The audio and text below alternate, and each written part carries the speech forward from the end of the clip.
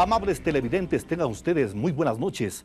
Bienvenidos a este su programa de orientación ciudadana, Tribuna Democrática. En esta ocasión contamos con la presencia de dos distinguidos ecuatorianos, el pastor doctor Hernán Arias, evangélico, y el obispo doctor Walter Crespo, de la Iglesia Anglicana.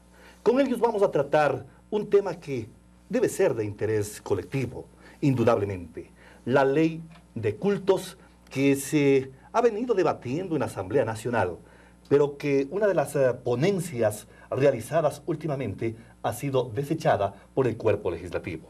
Con estos antecedentes, quiero dar la bienvenida a nuestros invitados. Bienvenido, doctor Hernán. Muchas gracias, licenciado Ibarra, por darnos ese espacio en este prestigioso medio de comunicación para poder dirigirnos a la ciudadanía y de esa manera esclarecer lo que es el proyecto de ley de igualdad y libertad religiosa elaborada por el CONALIR y el Ministerio de Gobierno en otro tiempo, ¿no? Ahora Ministerio del Interior. Entrando ya en materia y con la bienvenida al obispo doctor Walter Crespo de la Iglesia Anglicana, la normativa que se viene de regir a los cultos en el Ecuador no data de hoy, está en vigencia desde 1937.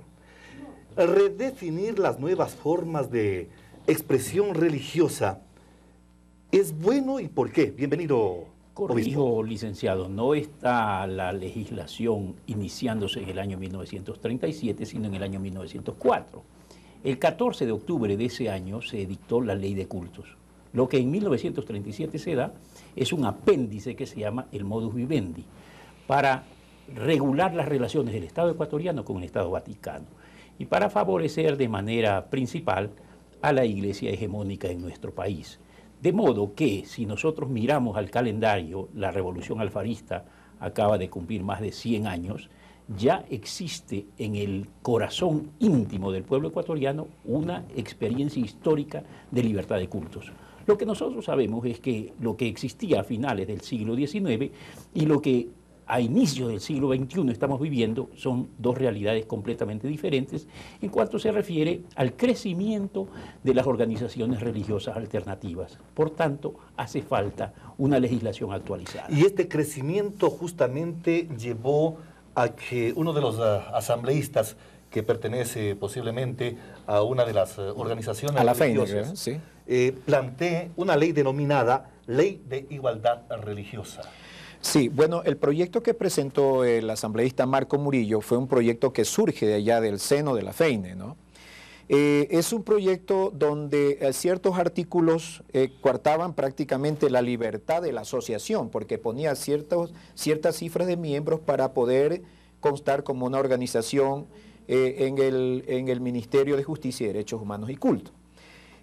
También había una contradicción, porque en otro artículo, en el artículo 20, decía que estaba prohibido terminantemente tener una sala de oración sin no tener personalidad jurídica, sin tener personalidad jurídica, lo cual también impedía, o sea... Es decir, que por ley el ciudadano religioso que quería acudir a un culto debería tener primero el principio de la ley terrena para ir a buscar auspicios de la ley divina. Exacto, y eso es contradictorio porque Jesús dijo, donde estén 2 o 3 congregados en mi nombre, allí yo estaré. En lo que hace relación a un nuevo proyecto de ley, doctor Walter Crespo, ¿qué ustedes creen que debe complementarse? Porque ya la de el asambleísta Murillo está desechada, no corrió. ¿Ustedes han planteado alguna otra inquietud? ¿Cuál es esa? En el debate parlamentario se tomó una argucia más que un argumento. Se dijo que Ecuador es un Estado laico y que por tanto no necesita legislación en materia de cultos. Cierto, hay una separación de iglesia y Estado, pero el Ecuador no necesita ser un país narcotizado para pasar leyes que repriman el narcotráfico. Asimismo, Ecuador es un país laico y nosotros somos de aquellos que damos gracias a Dios por esa bendición inmensa. Pero nosotros creemos que la existencia del Estado laico y la separación de Iglesia y Estado con mayor razón establece que debe haber una legislación en que armoniosamente todos los elementos, todos los actores, todos los protagonistas del desarrollo cultural religioso en nuestra patria tienen que dar su opinión. Y esto es lo que ha hecho, conforme lo analiza el pastor Arias, la CONALIR, que es la Comisión Nacional de Libertad e Igualdad Religiosa. Creemos que existe legislación que garantiza la libertad religiosa, pero creemos que queda corta en cuanto se refiere a la igualdad de los diferentes cultos dentro de nuestro país, porque los ecuatorianos somos iguales ante la ley. Esa es una de las garantías constitucionales desde todas las constituciones del siglo XX. Pastor Hernán Arias, hay fraccionamientos indudablemente en el proceso religioso de todos los seres humanos. Cada quien es libre de optar por lo que considere a su haber, a su interior, le dé satisfacciones y se sientan realizados.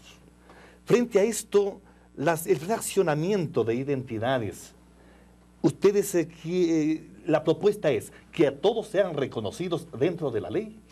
Sí, bueno, dentro de la pluralidad religiosa, dentro de la democracia religiosa, es necesario que el Estado ecuatoriano trabaje con el proyecto, ¿no? Para poder de esa manera regular, tener una norma, tener un reglamento, tener un articulado, un fundamento jurídico mediante el cual podamos proteger a las entidades religiosas del Ecuador, que es la reserva moral de la humanidad, no solamente en nuestro país, sino en el mundo. Dado a que el liberalismo de la actualidad, el modernismo, está atentando contra los principios básicos y fundamentales del individuo, del ser humano, tratando de legalizarse otras clases de tendencias dentro de la sociedad. No queremos discriminar ninguna tendencia. Y también el laicismo no es excluyente, es incluyente. El sector religioso debe ser considerado como tal dentro de la Constitución de la República, dentro del Estado ecuatoriano, donde deben tomarse en cuenta las dos partes, la parte laica, pero no un laicismo antirreligioso, como lo refuté al doctor Pablo Villagómez Reynel, sino un laicismo imparcial, un laicismo que interactúe entre el sector religioso y el Estado ecuatoriano. Entendido el laicismo como la independencia de la Iglesia con el Estado, ¿cuál podría ser el argumento que pese suficiente como para que el Estado reconozca y equitativamente le ofrezca igualdad de tratamiento a las diferentes comunidades religiosas? ¿Ustedes se sienten quizá disminuidos frente a otras iglesias? Pese al aporte histórico que ha hecho el protestantismo al desarrollo constitucional y político del Ecuador, estamos hablando nosotros desde el año 1820 en adelante, es necesario reconocer y puntualizar lo que para muchos televidentes va a ser una sorpresa y una noticia de primer orden, que cuando se establece la educación laica, gratuita y popular en el Ecuador, el presidente Alfaro trajo ministros metodistas financiados con aportes económicos del anglicanismo para establecer las instituciones religiosas, las instituciones,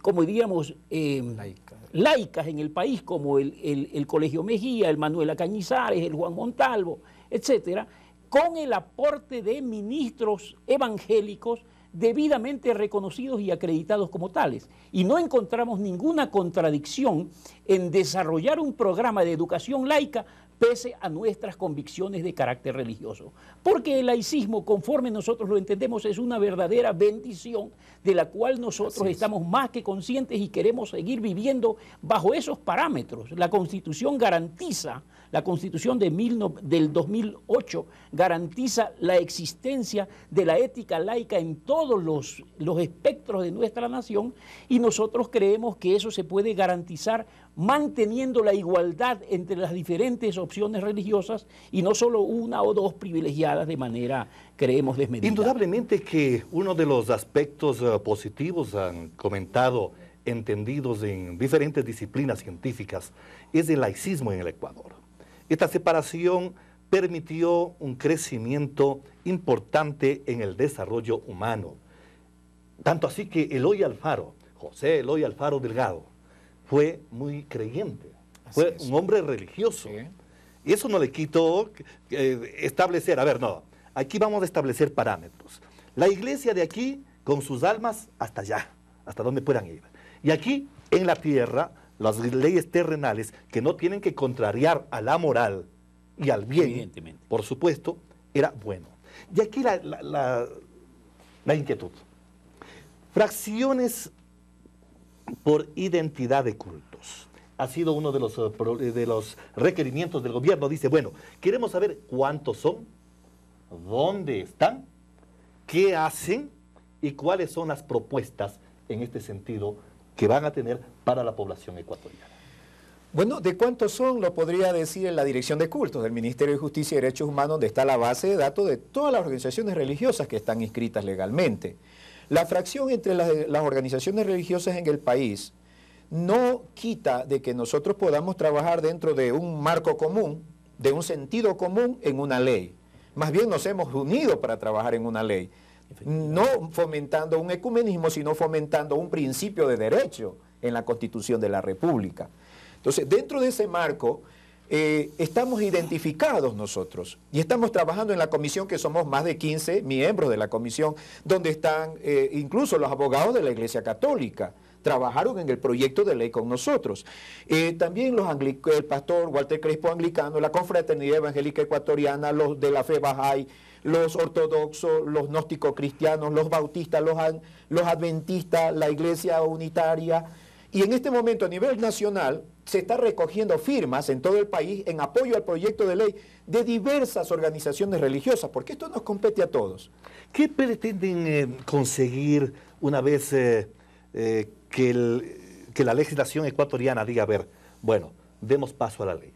La idea es que algunos beneficios que posiblemente pueda tener alguna iglesia sea compartida con todos. ¿Es esa la esencia de la inquietud de ustedes? La esencia de la democracia es el respeto al criterio ajeno.